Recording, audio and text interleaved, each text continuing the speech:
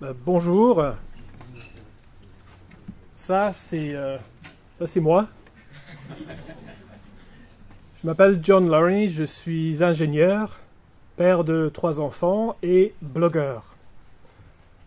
D'abord, un grand merci à Avenir Climatique, en particulier Julien Paul, pour l'opportunité de vous parler cet après-midi de la voiture nucléaire. Vous allez voir, c'est assez dense, donc je propose de dérouler puis d'avoir une discussion et des échanges plutôt à la fin. Alors, quand j'avais 1 an, mon premier mot était « car ». Et je n'ai rien dit d'autre avant l'âge de 2 ans. J'ai appris à la fac et à l'école comment être un ingénieur, et j'ai passé toute ma carrière dans l'ingénierie automobile. J'ai toujours considéré la voiture comme une invention fabuleuse qui transforme la vie des gens. Partout dans le monde, les gens sont attirés par les avantages d'une mobilité flexible et pas chère. Les voitures améliorent nos vies. Mais les voitures polluent. Elles émettent du CO2. Et ça m'a toujours gêné. Donc, que faire de ce problème? On va commencer par parler de l'énergie, dont il y a 3 sources primaires, on les a vues, les carburants fossiles, les renouvelables et le nucléaire.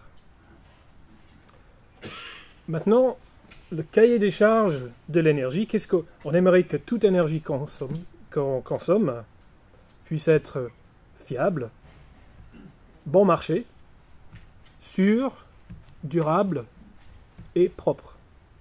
Alors, comment les combustibles fossiles répondent à ces besoins?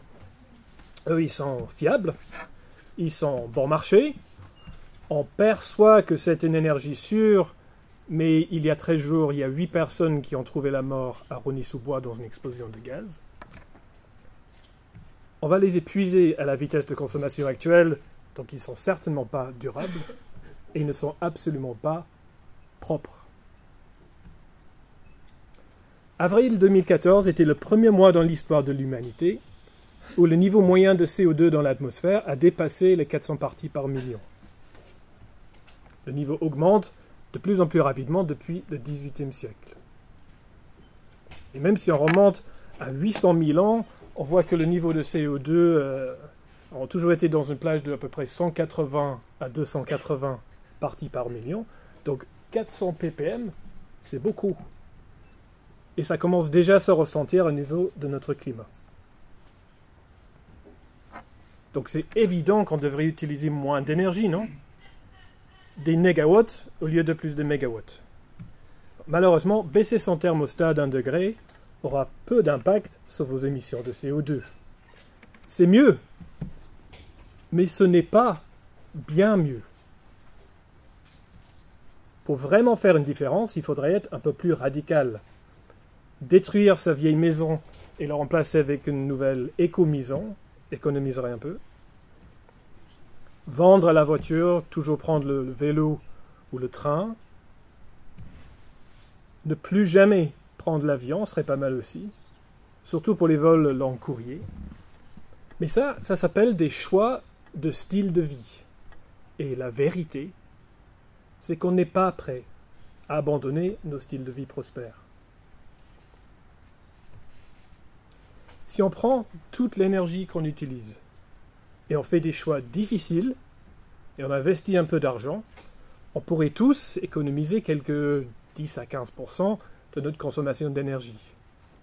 Oui, on devrait le faire, mais ça ne va pas résoudre le problème du réchauffement climatique.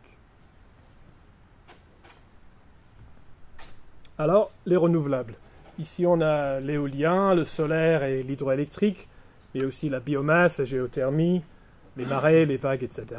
Eux, ils sont propres, durables et sûrs, mais ils sont chers et pas très fiables non plus. Voici une ferme éolienne qui est proche d'ici, près de Beauvais. Elle a 14 turbines, chacune avec une capacité de 2 MW. Ça fait donc 28 MW. Super.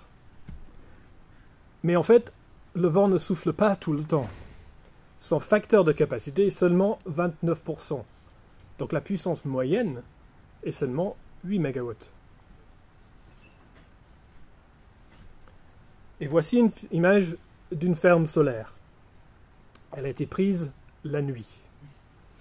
Et on voit bien, il ne se passe pas grand-chose. Hein. Les énergies renouvelables sont intermittentes, ce qui est un gros problème quand on essaie de vendre l'électricité parce qu'elle est très difficile à stocker. Elles ne produisent pas beaucoup d'énergie et couvrent beaucoup de terrain. C'est une source d'énergie diffuse et ça les rend chères.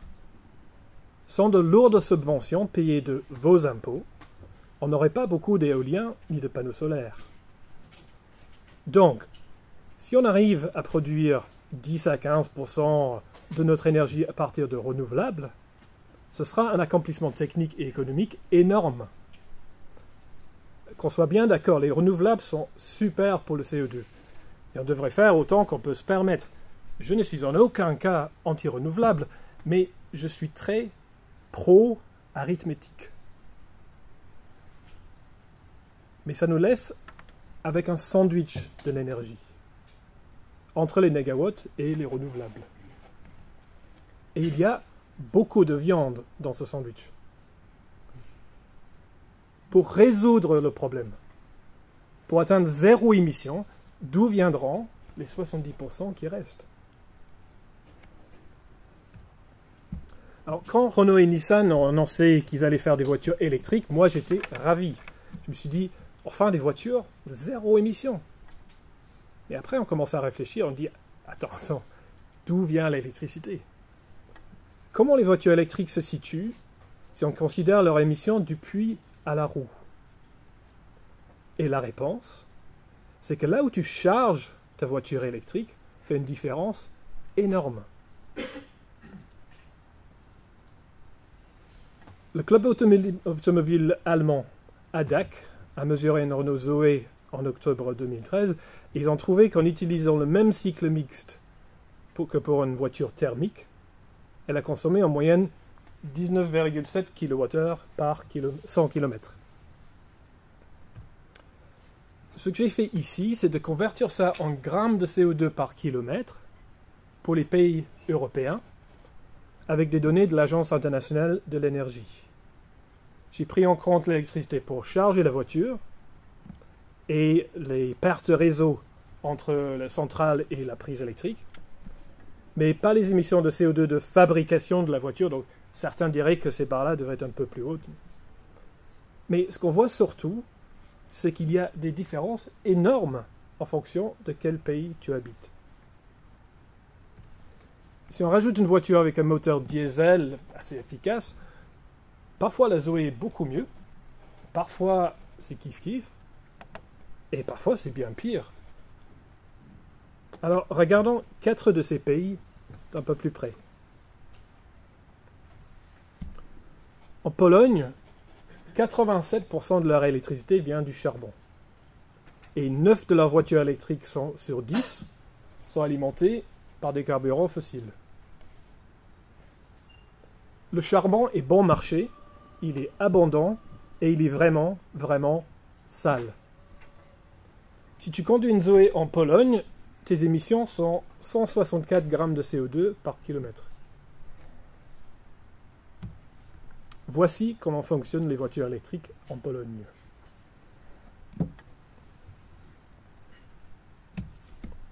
À l'opposé, en Norvège, 95% de leur électricité est d'origine hydroélectrique. Les Norvégiens ont de la chance. Ils ont plein de pluie et d'altitude.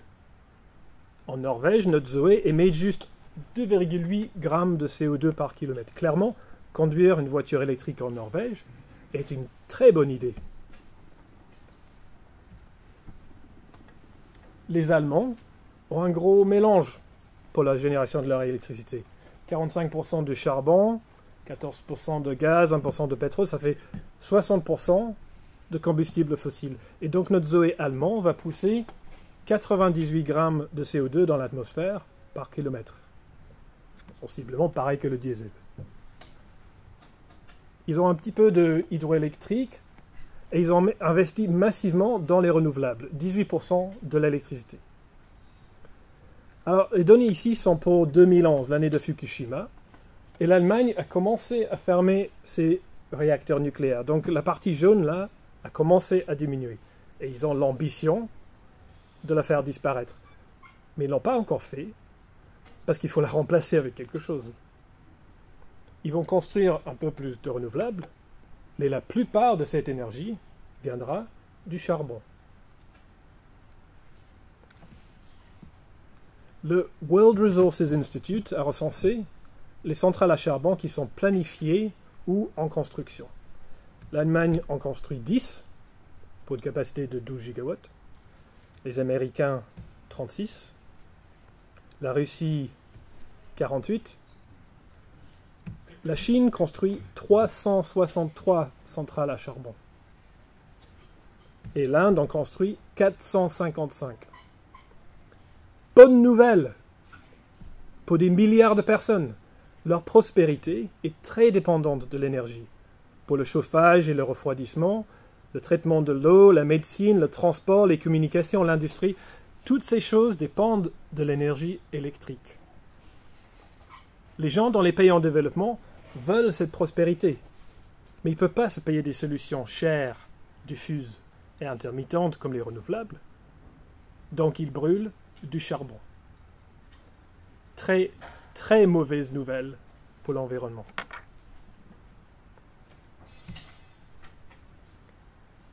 Dans les années 70, la France a décidé de miser fort sur l'énergie nucléaire. Et en 2011, le nucléaire a généré 79% de l'électricité. On a des Alpes et un peu de renouvelables, mais il y a toujours 9% de l'électricité qui vient des combustibles fossiles. Donc en France, notre Zoé émet 12 grammes de CO2 par kilomètre, ce qui est plutôt bien. Et donc en France, 3 Zoé sur 4 sont des voitures nucléaires. Et en fait, dans la plupart des pays, les émissions d'une voiture électrique sont assez liées à la quantité d'électricité générée par le nucléaire. Mais le nucléaire fait peur. Alors, pour arrêter d'avoir peur, prenons quelques minutes pour comprendre comment marche cette énergie.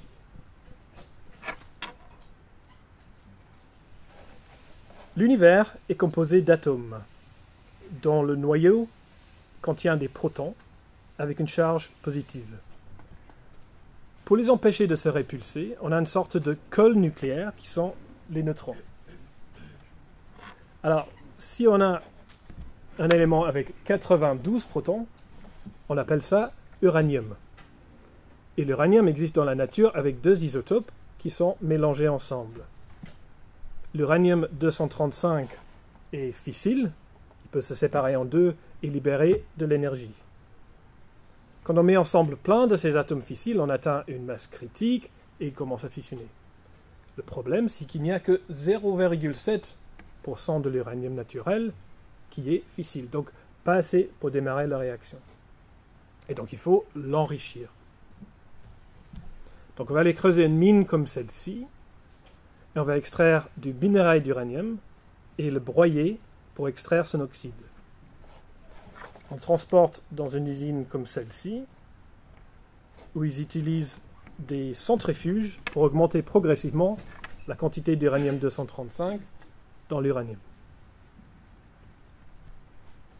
Alors si on veut générer 1 gigawatt d'électricité pendant un an, on aura besoin de 250 tonnes d'uranium.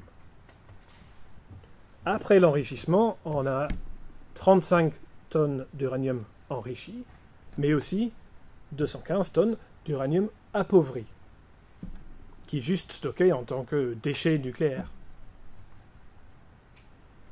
Ensuite, on envoie la partie enrichie dans une usine de fabrication de combustible. Et là, ils le compriment dans des petites pastilles, puis ils le cuisent à 1700 degrés pour créer des pastilles céramiques dures d'uranium enrichi. On étale les pastilles dans une ligne, puis on les réorganise avec une pince à épiler pour que ceux qui ont une plus grande concentration d'uranium se trouvent au milieu de chaque ligne. Après, on fabrique des tubes avec un alliage de zirconium et on pousse les pastilles dans le tube, on le remplit avec de l'hélium et on soude un bouchon au bout pour fabriquer un crayon de combustible. On regroupe les crayons pour fabriquer un assemblé et quand on a assez d'assemblées, on est prêt pour aller fabriquer de l'énergie nucléaire. Voilà, donc il y a environ 430 réacteurs nucléaires en opération dans le monde. Et ils sont tous de la même conception. Ce sont des réacteurs à eau pressurisée.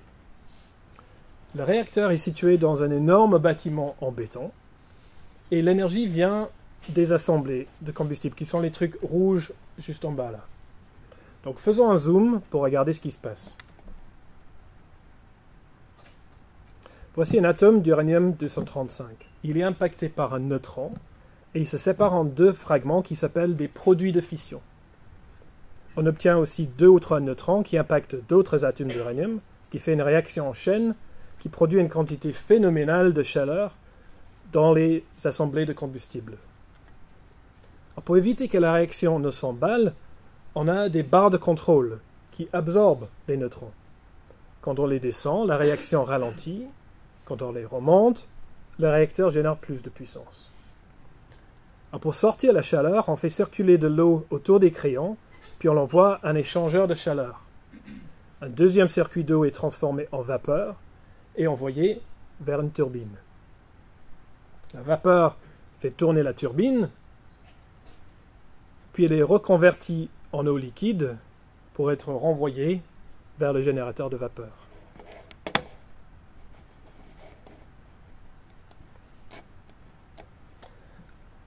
Alors, la turbine est connectée à un grand dynamo et la chaleur du réacteur est convertie en électricité avec une efficacité d'environ 33%.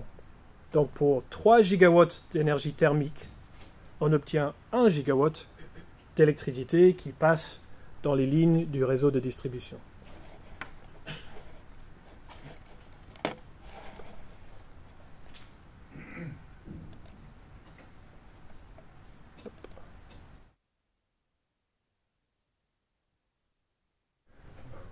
Si seulement un tiers de la chaleur est converti en électricité, c'est parce qu'on a affaire avec la deuxième loi de la thermodynamique, qui dit essentiellement que si on veut qu'une machine rende un travail plus fort, plus elle est chaude, mieux on se porte. Alors nous, on utilise de l'eau pour porter la chaleur, et il faut qu'elle reste liquide, sinon des mauvaises choses commencent à se produire dans notre réacteur. Alors, quand je mets en route le robinet d'eau chaude chez moi, il y a de l'eau qui sort à 1 bar de pression et 50 degrés. Mais si on veut l'eau liquide à plus que 100 degrés, il faut la mettre sous pression pour qu'elle reste dans cette région verte ici. Donc un EPR, par exemple, d'Areva, fonctionne à 327 degrés et 155 bars de pression. Ça fait beaucoup d'énergie stockée. Et si le circuit se met à fuir, l'eau se transforme instantanément en vapeur. Et du coup, elle a un volume 1000 fois plus important que quand c'était de l'eau. Et c'est radioactif. Donc il faudra bien éviter qu'elle sorte dans l'environnement. Et donc c'est ça qui conditionne la conception du bâtiment réacteur. Il faut qu'il soit énorme pour contenir toute la vapeur en cas d'urgence. Cette EPR a 2 enceintes de confinement en béton et chacune fait 130 cm d'épaisseur. La cuve du réacteur est juste le petit truc rouge en bas là. Voici une image de la cuve en installation. C'est une grande baignoire en acier avec une épaisseur de plus de 20 cm. Toute la tuyauterie est plutôt épaisse aussi. Ils ont vraiment pas envie que l'eau sorte de là. Alors, la deuxième chose qui fait suer les gens qui conçoivent ces réacteurs, s'appelle la chaleur de désintégration. Comme on a vu, quand on fissionne l'atome, on obtient deux produits de fission. Et c'est toujours avec un petit et un grand. Par exemple, ici, on peut obtenir un krypton 91 et un barium 142. Alors, ça, c'est une image de tous les isotopes qui existent dans l'univers. En bas, on a le nombre de protons, et sur le côté, on a le nombre de neutrons. Dans le nuage, les rouges et les noirs au milieu, là, sont les éléments stables, et les bleus sont les instables. Et vous voyez que ça monte un peu dans une courbe. Hein. Alors nous, on commence avec l'uranium 235, qui est là-haut, là. Et ça veut dire que quand on le fissionne, les produits vont toujours se trouver quelque part sur cette ligne. Donc notre exemple était le barium 142, là, et le krypton 91. Et comme ils sont dans cette région bleue, ils sont très instables et radioactifs. Tout ce qu'ils veulent faire, c'est retourner vers les rouges et les noirs au milieu du nuage. Et donc, ils se désintègrent, principalement avec un rayonnement bêta. Et quand ils font ça, ils émettent de l'énergie. Donc, quand on fissionne un atome d'uranium 235, 93% de l'énergie vient de la fission initiale, mais 7% vient de cette désintégration des produits de fission. Alors ça fait toujours beaucoup de chaleur. Et tant qu'on est en train de pomper de l'eau autour de notre circuit de refroidissement, tout va bien. Mais si on perd toute l'alimentation électrique, qu'est-ce qui se passe? On va faire d'abord un arrêt d'urgence et on va faire tomber toutes les barres de contrôle dans le réacteur. Ça prend quelques secondes et la fission s'arrête tout de suite. Mais on ne peut pas arrêter la chaleur de désintégration. Il faut absolument rétablir l'alimentation des pompes. Donc pour ces deux PR, ils ont un générateur diesel de secours dans ce bâtiment. Si ça ne marche pas, il y a un deuxième générateur identique juste à côté. Et ici, ça ne marche pas, ils ont un troisième qui est fabriqué par un autre fournisseur. Et s'ils sont tous en panne, ils ont encore 3 générateurs dans un autre bâtiment à l'arrière. Ils n'ont vraiment pas envie que les pompes s'arrêtent. Parce que s'ils s'arrêtent, la chaleur monte, et ça fait une fusion du cœur, qui est une phrase qui excite les journalistes. Et ça fait pas beaucoup de bien au réacteur. Là, c'est la fusion du cœur à 3 Mile Island. C'est pas très joli, non? Et en 50 ans d'opération, il y a eu 3 accidents nucléaires majeurs. 3 Mile Island et Fukushima étaient causés par cette chaleur de désintégration. Et à Tchernobyl, ils ont surcuit le réacteur. Mais la cause racine derrière les 3 est une conception fragile. Le cauchemar numéro 3 pour le réacteur à eau pressurisée est les déchets nucléaires. On a déjà dit que quand on impacte l'uranium 235, il va fissionner. On dit qu'il est fissile. Mais les neutrons vont impacter d'autres choses aussi. Quand un neutron impacte un atome d'uranium 238, il peut se transformer en plutonium. Et ça va fissionner s'il est impacté par un autre neutron. Donc on dit que cet uranium ici est fertile et que le plutonium est fissile.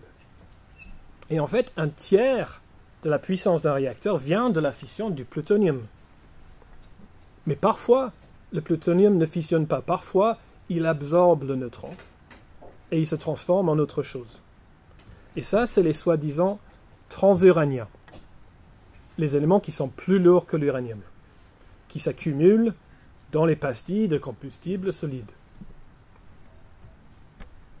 Après environ 4 ans de fonctionnement du réacteur, on l'arrête pendant quelques semaines et on retire les assemblages avec leurs crayons et pastilles et on les laisse dans une grande piscine pour se refroidir. On ne peut plus les laisser dans le réacteur parce que certains des produits de fission absorbent les neutrons et ça empoisonne la réaction en chaîne. En particulier le xénon, qui est un gaz, mange beaucoup de neutrons. Alors, on avait mis 35 tonnes par an de combustible dans notre réacteur, donc on en sort 35 tonnes par an de déchets. Et la plupart n'est pas vraiment des déchets du tout, c'est du combustible non utilisé. Pour la plupart, uranium-238 et un petit peu d'uranium-235. Il y a 1 tonne de produits de fission et environ 300 kg de plutonium et d'autres transuraniens. Et tout ça, c'est mélangé ensemble dans les pastilles de combustible solide, dans les gaines en zirconium, dans les assemblées. Alors, le combustible non utilisé n'est pas très dangereux. Les produits de fission seront toxiques pendant environ 300 ans, mais les transuraniens sont dangereux pendant des dizaines de milliers d'années. Donc ce n'est pas très surprenant que personne ne veuille l'enterrer près de chez lui. Donc le nucléaire aujourd'hui est très fiable, assez bon marché, même si les réacteurs sont de plus en plus compliqués et chers. En fait, c'est une des sources d'énergie la plus sûre, mais la technologie est fragile et il y a un vrai problème d'image. Ce n'est pas durable, parce qu'il y a juste assez d'uranium-235 pour environ 100 ans de production. Et ce n'est pas particulièrement propre, parce que personne ne sait quoi faire avec les déchets. Mais comme il n'y a pas d'émission de CO2, on ne pollue pas l'atmosphère. Le réacteur à eau pressurisée était conçu initialement pour le premier sous-marin nucléaire américain, le USS Nautilus. Quand les US ont décidé de développer le nucléaire civil dans les années 50, ils ont juste pris un de leurs réacteurs de sous-marin, puis l'ont construit à une échelle plus grosse. Ça, c'était un de la première génération de réacteurs. Mais dans les années 50 et 60, ils essayaient plein d'autres idées pour générer de l'énergie nucléaire. Mais les militaires poussaient les réacteurs à eau pressurisée, et il s'est établi, même si c'est une conception vraiment mauvaise. Et tout le monde les a copiés. Les réacteurs de la génération 1 ne fonctionnent plus. Ce qu'on utilise aujourd'hui, c'est la génération 2, mais ils arrivent proche de l'âge de retraite. Donc aujourd'hui, les réacteurs de génération 3, comme les EPR, sont prêts à aller travailler. Fondamentalement, c'est la même chose que les générations 2 et 1, mais avec plus de sécurité. Ils sont plus chers, ils sont plus sûrs, mais ils sont aussi plus chers.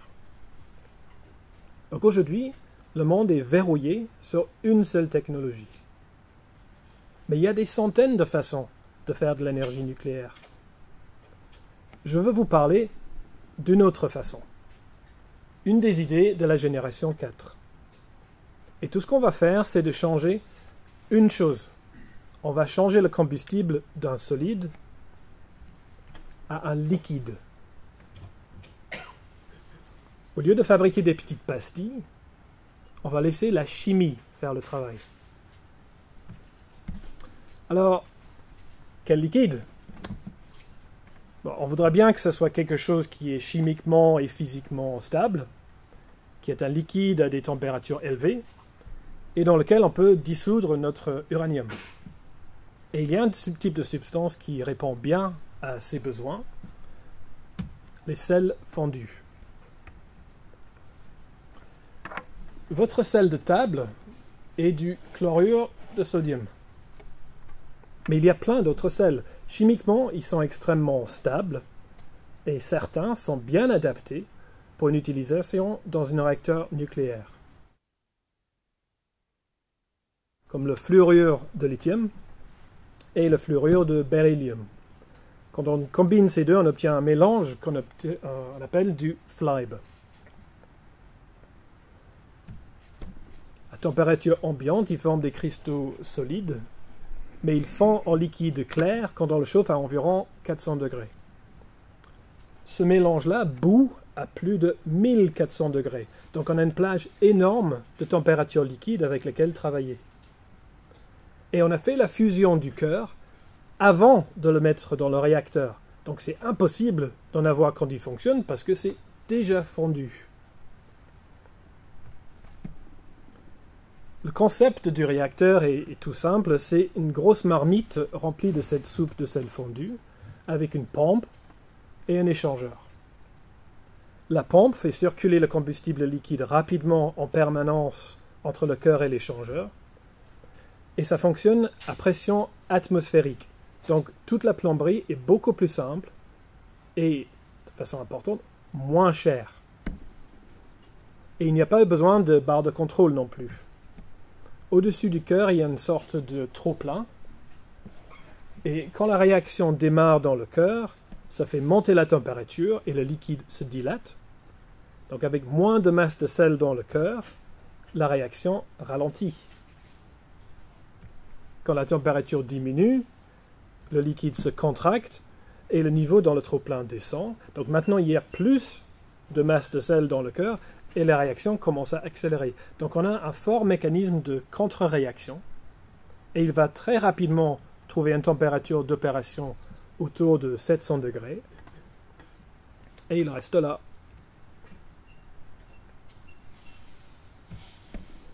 Et comme notre combustible est un liquide, on peut le faire avec une sécurité qui est intrinsèque.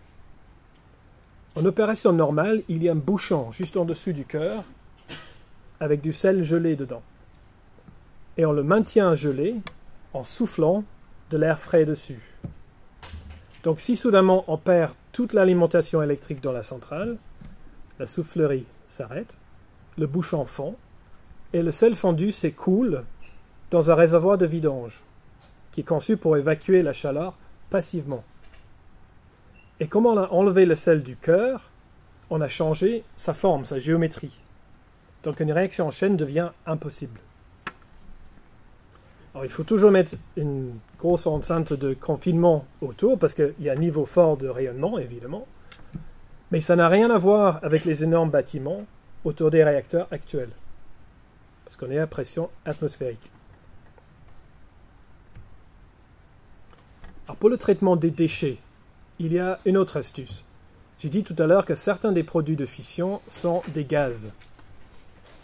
Et bien, comme le combustible est un liquide, il se sépare du combustible tout seul. Donc avec un bullage d'hélium en continu, on peut les ramasser et enlever environ la moitié des produits de fission, y compris le xénon. Bonne nouvelle parce que le xénon mange beaucoup de neutrons, ce qui est mauvais pour la performance du réacteur. Pour les autres produits de fission, chaque jour, on enlève un petit peu de sel du système.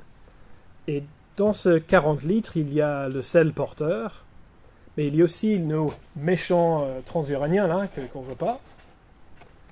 Il y a le combustible et les produits de fission. Maintenant, si on fait un retraitement pyrochimique, on peut extraire juste les produits de fission, et ça nous laisse avec les transuraniens et le combustible toujours dissous dans le sel. On remplit le seau avec un peu plus de combustible, puis le tout est pompé dans le réacteur pour continuer à fissionner et à produire de l'énergie. Et c'est possible uniquement parce qu'on a un combustible liquide. Donc pour démarrer ce réacteur, on utilise de l'uranium-235. Mais si on a un stock de plutonium, si on est inquiet de la prolifération nucléaire, on peut mélanger un peu de ça dans la soupe et le brûler pour produire de l'énergie. On peut même incinérer les soi-disant déchets des réacteurs existants.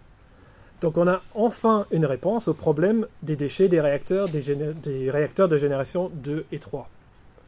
Au lieu de les enfouir, transformons-les en énergie. Mais encore mieux que ça, on peut le nourrir avec du thorium. Alors c'est vrai que le thorium n'est pas une panacée. Les bénéfices d'un combustible liquide sont bien plus importants que les bénéfices du thorium versus l'uranium.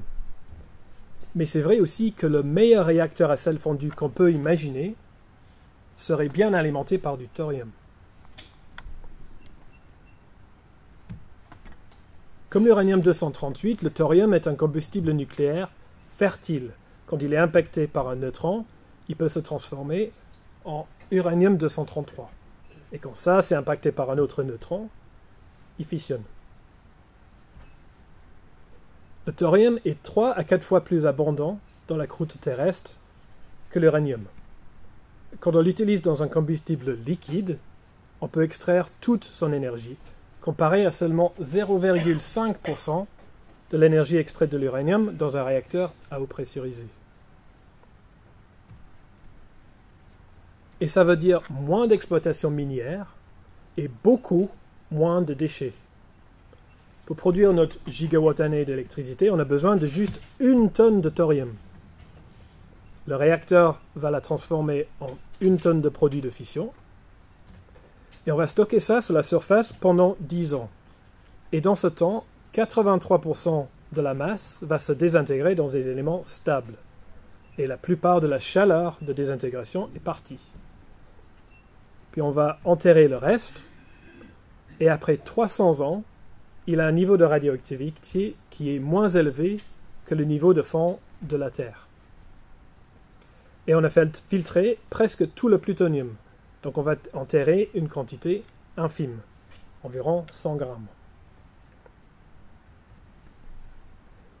Les indicateurs de coût pour le stockage géologique sont le volume des déchets, la chaleur qu'ils dégagent et le temps nécessaire pour leur désintégration. Le problème, c'est qu'aujourd'hui, personne ne peut prédire ce qui va se passer avec certains matériaux après 10 000 ans. Mais stocker quelque chose pendant 300 ans est un problème que les géologues et les ingénieurs savent résoudre. Mais je garde le meilleur pour la fin. Comme on a des températures hautes, 700 degrés, la deuxième loi de la thermodynamique nous donne un taux d'échange beaucoup plus favorable, presque 50%. Donc on peut accrocher ce machin à une grosse dynamo pour produire de l'électricité. Mais on peut aussi l'installer à côté d'un site d'industrie lourde et leur envoyer la chaleur directement, afin qu'ils produisent des choses comme des produits chimiques nucléaires, des plastiques nucléaires ou de l'acier nucléaire. Donc maintenant, on peut réduire la quantité de CO2 utilisée pour fabriquer nos voitures nucléaires aussi. Mais le killer app de la fission liquide sera les carburants de synthèse. Dans un moteur à combustion, on prend un hydrocarbure et on le brûle en présence d'oxygène pour produire du CO2, de l'eau et de l'énergie. Mais il est possible d'inverser ce processus, à condition d'avoir plein d'énergie propre et pas chère. Donc si on veut faire une voiture nucléaire, c'est quand même l'idée aujourd'hui, on peut prendre du thorium de la Terre et le brûler dans un réacteur à sel fondu. On remet les produits de fission dans la Terre et on obtient beaucoup d'énergie sous la forme de sel chaud. On peut utiliser ça pour casser l'eau pour produire de l'oxygène et de l'hydrogène. Mais comme l'hydrogène est difficile à distribuer, on peut extraire du CO2 de l'atmosphère ou de l'océan et le combiner avec l'hydrogène pour produire de l'eau et du méthanol. Et on peut brûler le méthanol en remplacement direct de l'essence. Donc on utilise toute la technologie et l'infrastructure existante des carburants liquides et on a des voitures nucléaires à 0 carbone. Mais pas que des voitures. Pour transporter des gens ou des matières, on peut utiliser des carburants de synthèse à forte densité d'énergie, neutres en carbone et fabriqués à partir de chaleur nucléaire. On aurait des avions, des camions, des bateaux et des bus nucléaires. Et on a résolu la crise de l'énergie et le réchauffement climatique. Waouh! Et tout ça grâce au combustible liquide. Alors maintenant, vous vous demandez, ça c'est très bien sur PowerPoint, mais est-ce que ça marche vraiment? Dans les années 50 et 60, il y avait un homme remarquable nommé Alvin Weinberg, qui était directeur du Oak Ridge National Laboratory, dans le Tennessee. Weinberg et son équipe ont inventé, conçu et construit les premiers réacteurs à fission liquide, y compris le Molten Salt Reactor Experiment. Voici une photo en regardant dans la cellule chaude de ce réacteur. Le gars debout en haut là vous donne une idée de l'échelle. Et on voit la cuve, l'échangeur de chaleur et la pompe du circuit primaire. Ce réacteur a fonctionné générant 8 MW de chaleur pendant 4 ans, de 1965 à 69. Et il s'est très bien comporté. Il était facile à utiliser et à contrôler, et il était très fiable. Donc Weinberg est allé demander plus d'argent. Mais l'industrie nucléaire aux US était verrouillée sur les combustibles solides. Elle ne comprenait pas la fission liquide et la voyait comme une menace. Et le gouvernement de Richard Nixon avait engagé d'énormes sommes dans une conception rivale de surgénérateurs avec refroidissement au sodium. Donc ils ont arrêté le programme sur les combustibles liquides, viré Weinberg et dispersé son équipe. Pour des raisons politiques, pas techniques. Et c'est la même histoire en France. Pour faire un développement dans le nucléaire ici, la suite logique est de commencer avec le CNRS, puis le CEA, Areva et enfin EDF. Et au CNRS, un petit groupe de chercheurs étudie les combustibles liquides depuis longtemps et ils disent qu'il y aurait beaucoup de bénéfices de développer cette technologie. Mais comme dans le nucléaire en France, on a toujours copié les Américains, le CEA dit non, nous on a mis tous nos œufs dans un panier qui s'appelle Astrid, qui est un super phénix bis. Et dans le domaine de la fission nucléaire, la France entraîne toute l'Europe. Mais le monde est en train de se réveiller. L'Académie des sciences de la Chine a démarré en 2011 à Shanghai un programme avec un budget de 350 millions de dollars et une équipe de 400 personnes. Il est piloté et soutenu par Jiang Mianheng, qui est le fils de l'ex-premier de la Chine, Jiang Zemin. Au CERN, en octobre, le directeur du programme a présenté ce planning qui vise un premier réacteur refroidi au sel fondu en 2015 et un premier réacteur avec combustible vraiment liquide au sel fondu avant 2020. Ils y vont. Au Canada, l'entreprise Terrestrial Energy a été créée fin 2012 autour de David Leblanc, qui veut développer un réacteur à sel fondu, initialement pour l'industrie pétrolière. Ce serait utilisé comme source de chaleur pour remplacer le gaz dans l'extraction des sables bitumineux.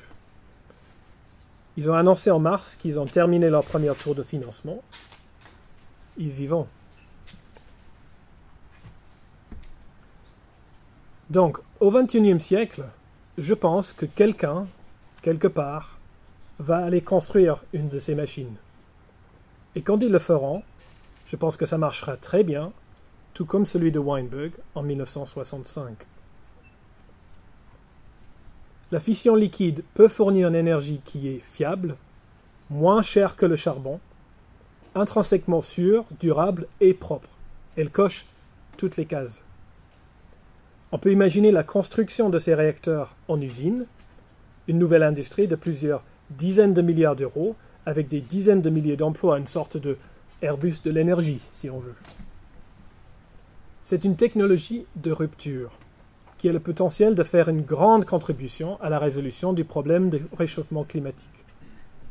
Ça nous donne un espoir que la technologie peut nous sortir des problèmes que la technologie a créés. C'est tellement différent de la technologie actuelle que, qui sait, peut-être que la fission nucléaire peut redevenir cool. Merci beaucoup.